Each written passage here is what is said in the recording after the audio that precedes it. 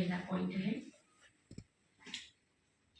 गायन और पूजन योग्य बनने के लिए स्पृजन बनना है।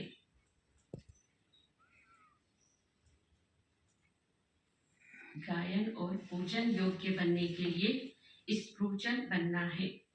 आत्मा को प्योर बनाना है। आत्म अभिमानी बनने की मेहनत करनी है। आत्म अभिमानी बनने की मेहनत करनी है। सेकंड पॉइंट है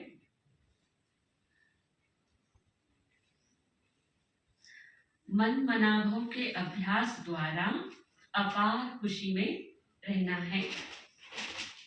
मन मनाभव के अभ्यास द्वारा अपार खुशी में रहना है। स्वयं को आत्मा समझकर आत्मा से बात करनी है।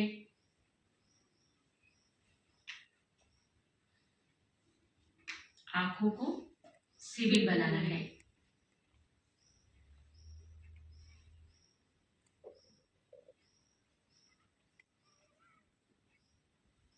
फिर आज का वरदान अनुभव करेंगे हम बच्चे।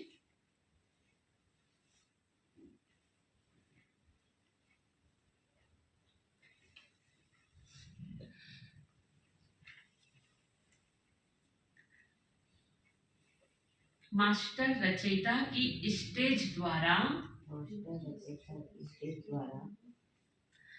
आपदाओं में भी मनोरंजन का अनुभव करने वाले संपूर्ण योगी भव। मास्टर रचयिता की स्टेज द्वारा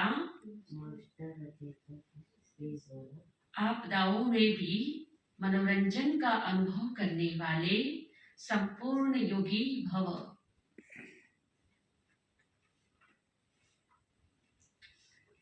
मास्टर रचयिता की स्टेज पर स्थित रहने से बड़े से बड़ी आपदा एक मनोरंजन का दृश्य अनुभव होगी।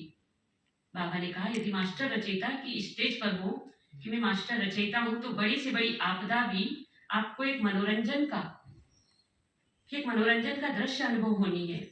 जैसे महाविनाश की आपदा को भी स्वर्ग के गेट खुलने का साधन बताते हो, ऐसे किसी भी प्रकार की छोटी बड़ी समस्या व आपदा मनोरंजन का रूप दिखाई दे।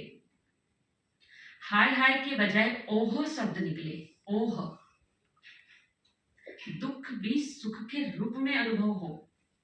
दुख भी सुख के रूप में अनुभव हो। दुख सुख की नॉलेज होते भी उसके प्रभाव में ना आए। दुख भी आएगा तो सुख भी आएगा, यदि दुख है तो सुख आएगा निश्चित। तो बाबा ने कहा दुख को भी बलिहारी। क्यों बलिहारी दुख को? क्योंकि भगवान की याद ज्यादा आती है। तो दुख को भी बलिहारी, सुख के दिन आने ही हैं। सुख के दिन आने की समझे। दुख आया है तो सुख के दिन आने ही है। तब कहेंगे संपूर्ण योगी। हमारी स्थिति डगमग नहीं होनी चाहिए, चाहे मान अपमान, चाहे कैसी भी परिस्थिति आ जाए।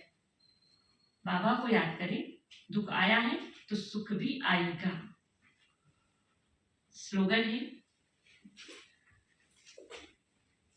दिल तख्त को छोड़। बाबा ने कहा दिल तख्त को छोड़ साधारण संकल्प करना।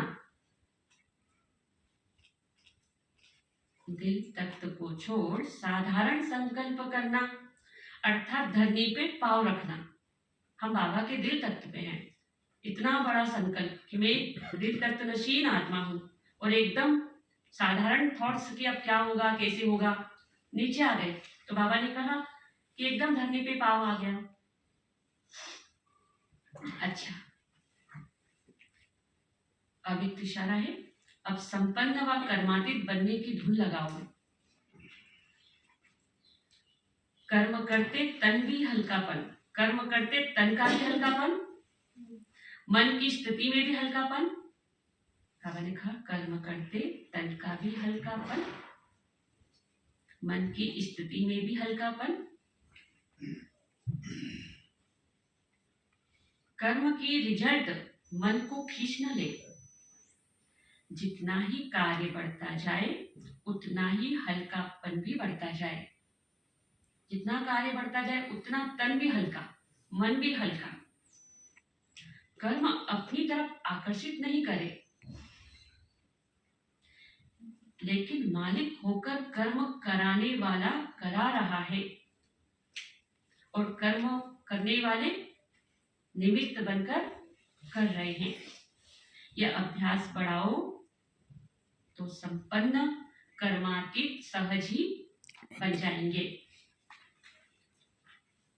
मुरली का सार था, मीठे बच्चे, चैरिटी बिगन्स एट होम, अर्थात पहले खुद आत्म अभिमानी बनने की मेहनत करो। पहले खुद को सुधारो, बाबा ने आज विशेष कहा। फिर दूसरों को कहो, आत्मा समझकर आत्मा को ज्ञान दो, तो ज्ञान तलवार में जोहर आ जाएगा।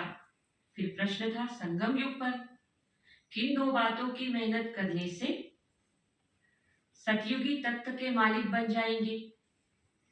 तो बाबा ने कहा, पहला पॉइंट, दुख सुख निंदा स्तुति में समान स्थिति रहे, यह मेहनत करो। कोई कुछ उल्टा सुल्टा बोले, क्रोध करे तो तुम चुप हो जाओ, कभी भी मुख की ताली नहीं बजाओ। ठीक है। दूसरा पॉइंट है, आंखों को सिविल बनाओ, क्रिमिनल आई बिल्कुल समाप्त हो जाए। हम आत्मा भाई भाई हैं, आत्मा समझकर ज्ञान दो। आत्मा अभिमानी बनने की मेहनत करो तो सतयुगी तत्व के मालिक बन जाएंगे। संपूर्ण पवित्र बनने वाले ही गद्दी नशीन बनते हैं। अच्छा, ओम शांति। बाबा की याद करते हैं।